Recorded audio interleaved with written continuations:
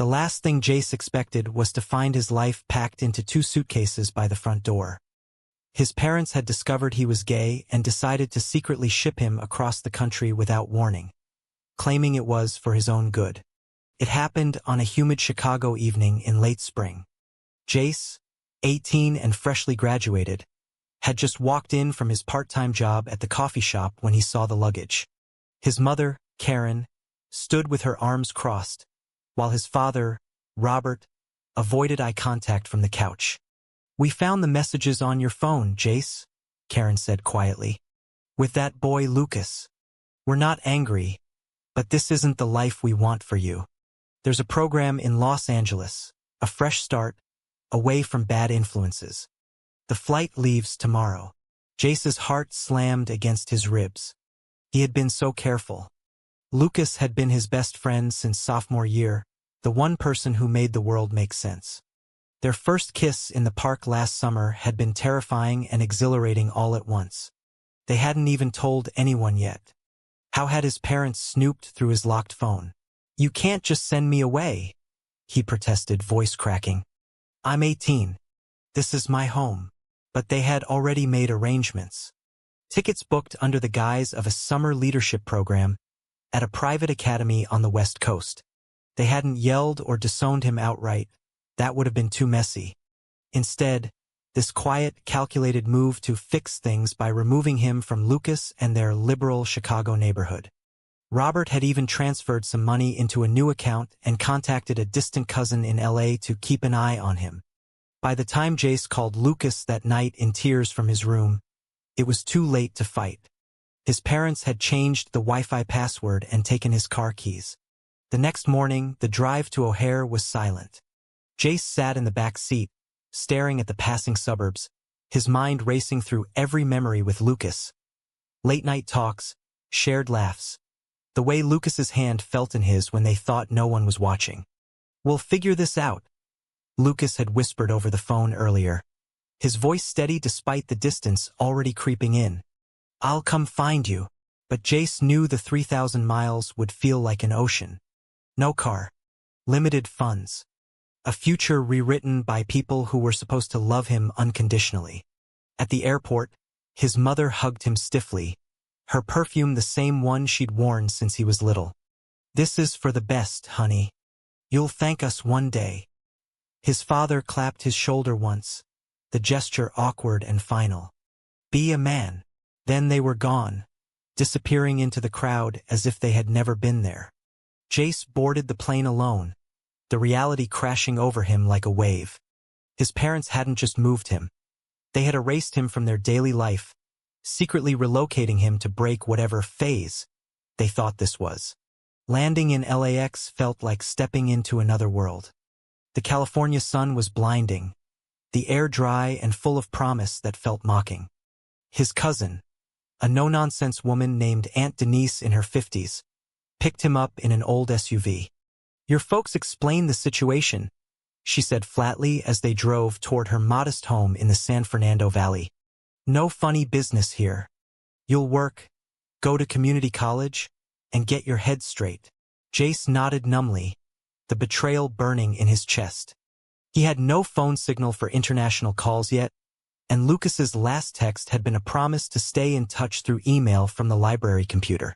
The first week was hell. The small guest room felt like a prison. Denise monitored his comings and goings, pushing him toward normal activities like joining a church group. Jayce spent nights staring at the ceiling, replaying his parents' faces, the cold efficiency of their plan. He had always known they were conservative, church-going folks who voted a certain way, but he never imagined they would do this. The internal storm raged, shame mixed with anger, fear of never seeing Lucas again, and a deep loneliness that made him question everything about himself. Was he broken like they thought? Yet, in quiet moments between shifts at the bookstore job, he found and late-night community college classes, a spark of defiance grew. He wasn't going to let them define him. He emailed Lucas every day from the public library, pouring out his confusion and hurt. The separation hurt, but it also forced Jayce to confront who he really was without the safety net of home. Little did he know, This forced exile was only the beginning of a journey that would test every part of his soul and eventually lead him back to the very people who had tried to erase him. The emails from Lucas became Jayce's lifeline in those first lonely months in Los Angeles. Every afternoon after his shift, stacking books and recommending novels to strangers who had no idea what he was carrying inside, Jayce would walk to the library, log into the ancient computer, and type until the librarian announced closing time. Lucas wrote back faithfully from Chicago, describing how he had confronted his own family after Jayce vanished, how he had come out himself in a tearful dinner that ended with his mother crying but promising to try. "I miss you every single day," Lucas typed one night, "but I'm proud of you for surviving this. We're going to make it." Those words kept Jayce going when Aunt Denise lectured him about choosing the right path, or when classmates at community college made offhand jokes about those people. He started volunteering at a small LGBT youth center downtown on weekends, not because he felt ready to wave a flag, but because he needed to see other guys his age who looked like him and still smiled. There he met people who had been through worse, kicked out, disowned, living on friends' couches, and slowly the shame in his chest loosened its grip. He enrolled in a psychology class, drawn to understanding why his parents had chosen fear over love, and for the first time he allowed himself to write the word gay in his notebook without crossing it out. Lucas surprised him 6 months later. He had saved every paycheck from his part-time job at the auto shop and bought a one-way ticket. When Jayce saw him standing outside the bookstore in a faded Chicago Cubs hoodie, backpack slung over one shoulder, the world tilted. They didn't hug in public. Not yet. Not with Denise's rules still ringing in Jayce's ears. But the moment they were alone in Jayce's tiny room above the garage, Lucas pulled him close and whispered, "I told you I'd find you." That night they talked until dawn, hands intertwined, planning a future that didn't depend on anyone else's approval. Lucas got a job at the same bookstore, moved into a cheap apartment nearby, and together they started building something real amid the palm trees and endless traffic. But the joy came with new fears. Jayce's parents had stopped calling after the first month, their silence louder than any argument. When he finally worked up the courage to dial their number on his new prepaid phone, his mother answered with a voice that sounded rehearsed. "We're praying for you, Jayce. Just focus on the program." Then she hung up, the rejection carved deeper than the initial move. Lucas held him while he cried, reminding him that family wasn't supposed to feel like abandonment. Yet Jayce couldn't shake the question that haunted him every quiet evening. If the people who raised him couldn't accept him, how could he ever fully accept himself? The misunderstandings began small. Lucas wanted to post a photo of them together on social media. Nothing explicit, just two guys smiling at the beach. But Jayce panicked, afraid his parents might see and cut off the tiny allowance they still sent. "I'm not ashamed of us," Lucas said one night, voice tight with hurt. "But I won't push you if you're not ready." Jayce hated himself for the hesitation, yet the fear of losing the last thread to his old life kept him silent. They compromised, keeping their relationship private while slowly stepping into the world together. Attending pride events in West Hollywood, holding hands under the table at diners, learning that love could be both soft and fierce at the same time. By the third year in Los Angeles, Jayce had changed in ways his parents would barely recognize. He transferred to a state university on scholarship, majoring in social work so he could help other kids who felt erased like he once had. Lucas studied graphic design at night and landed a steady job creating logos for local nonprofits. They moved into a small one-bedroom apartment in Silver Lake, painting the walls soft blue and hanging photos of their road trips up the coast. The nights were still filled with conversations about the past, but now they laughed more than they cried. Jayce learned to cook Lucas's favorite pasta, and Lucas taught him how to surf on weekends, the ocean washing away pieces of the old shame with every wave. Society still tested them. A landlord once refused to renew their lease after seeing them kiss goodbye in the hallway. A coworker at the bookstore made snide comments until Jayce finally spoke up, voice steady for the first time. "I'm gay. If that's a problem, say it to my face." The coworker backed down, but the incident left Jayce shaking for hours afterward. Lucas was there, as always, reminding him that standing up wasn't about winning every battle, it was about refusing to shrink. The internal crisis peaked during a family holiday season neither of them could ignore. Lucas's parents invited them both to Chicago for Christmas, and for the first time Jayce flew back east since the relocation. The city felt smaller, the streets familiar yet foreign. When they sat around the table with Lucas's family, who greeted Jayce with genuine warmth, something cracked inside him. He excused himself to the bathroom and cried quietly, realizing how different unconditional love could feel. On the plane home, he turned to Lucas and said, "I think I'm ready to forgive myself for needing their approval." Lucas squeezed his hand the entire flight. Yet the silence from his own parents continued. Jayce sent birthday cards and holiday photos, never receiving replies. He told himself it didn't matter anymore. He had built a life, a career, a love that felt like home.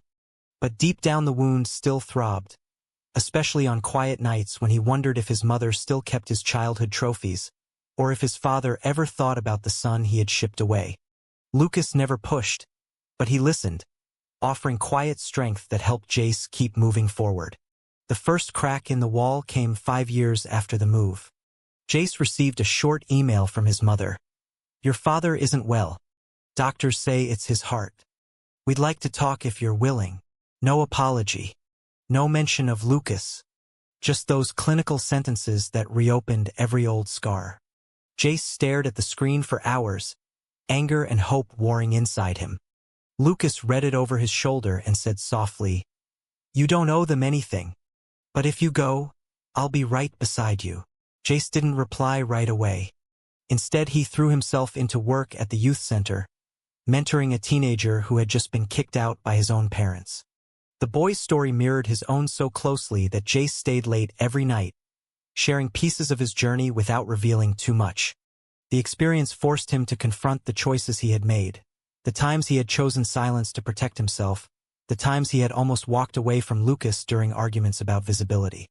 One night the teenager asked, "Does it ever stop hurting?" Jayce answered honestly, "Not completely, but it changes shape. You learn to carry it instead of letting it carry you." When he finally called his mother, the conversation was stilted. She mentioned his father's upcoming surgery and asked if he could visit. Jayce agreed, but only on the condition that Lucas could come too. The line went quiet. "We'll see," she said.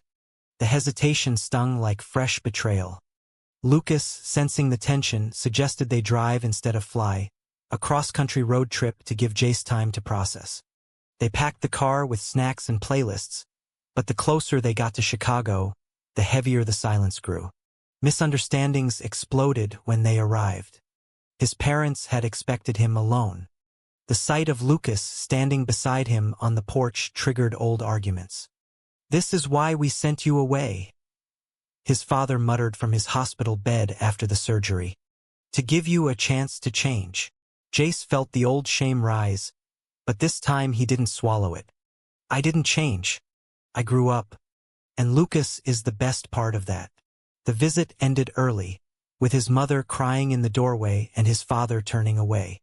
On the long drive back to California, Jayce stared out the window and whispered to Lucas, "I think I just sacrificed the last piece of the boy they wanted." Lucas pulled over so they could hold each other under a desert sky full of stars. The parents' search began in earnest 2 years later. Jayce's father had recovered but suffered another scare, and the doctors warned that stress wasn't helping. Karen started calling regularly, leaving voicemails that grew increasingly desperate. "We made mistakes, Jayce. We want to make it right." Robert even emailed directly, something he had never done. "Son, I was wrong to think distance would fix anything. Please let us try." Jayce read every message aloud to Lucas in their living room, the same room where they had celebrated anniversaries and cried through tough days. The words felt both healing and hollow. Lucas listened without judgment, but when Jayce asked what he should do, Lucas answered, "Only you know if you're ready to let them back in. I'll support whatever you choose." The active search intensified when they hired a private investigator who tracked Jayce through social media and old college records. One afternoon a knock came at their door, not his parents, but a letter delivered by hand from a courier. Inside was a plane ticket for two and a handwritten note from Karen. "We're coming to Los Angeles. We need to see the man you've become. Please give us 1 hour." Jayce's hands shook as he showed Lucas. The decision wasn't easy. Part of him wanted to throw the ticket away. Another part remembered the little boy who once believed his parents could fix anything. They agreed to meet in a neutral park near the beach, the same park where Jayce and Lucas had shared their first public kiss years earlier. The morning of the meeting, Jayce paced the apartment, rehearsing what he would say. Lucas made coffee and reminded him, "You don't have to forgive them today. You just have to listen."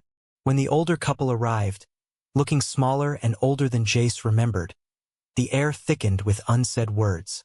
His mother reached out first, tears already falling. "We were scared. We thought we were protecting you." His father stood rigid, then finally spoke. "I was wrong. I see that now." The conversation stretched for hours under the bright California sun. Jayce laid out every hurt, the secret move, the silence, the way they had tried to erase Lucas from his life. His parents listened, really listened, for the first time. Karen admitted they had attended a support group for parents of gay children after his father's second health scare. Robert confessed the shame he carried for choosing pride over his son. There were no easy apologies, no instant fixes, only raw honesty and the slow acknowledgement of damage done. Jayce didn't forgive them that day.